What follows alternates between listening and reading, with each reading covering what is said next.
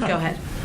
Is the administration going to sue Texas over the opposing the order for the vaccine mandates, and is there a risk that the OSHA efforts essentially get tied up in litigation rather than having the immediate effect? Well, Josh, these requirements are promulgated by federal law.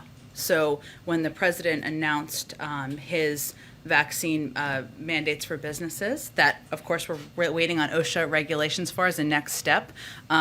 That was pursuant to federal law and the implementation of federal law because it's an executive order. So our intention is to implement and continue to work to implement these requirements across the country, including in the states where there are attempts to oppose them. I will say, since you gave me the opportunity, Governor Abbott's executive order banning mandates, and I would also note announcement by Governor DeSantis this morning essentially banning the implementation of mandates, fit a familiar pattern that we've seen of putting politics ahead of public health.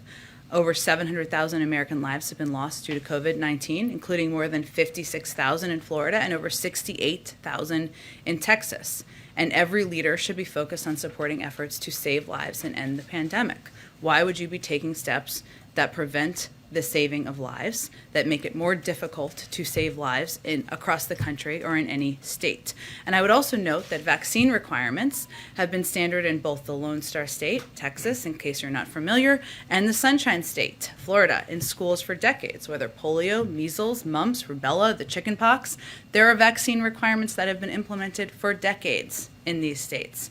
So these decisions put these two leaders out of step with both long-time requirements, a history of vaccine mandates, but also many business leaders in their states and many businesses that are based in their states, including Disney and American Airlines.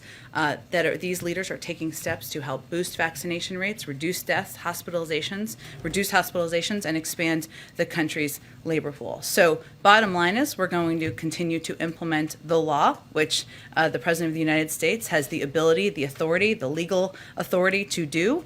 And we are going to continue to work to get more people vaccinated to get out of this pandemic. The President will use every lever at his disposal to do that.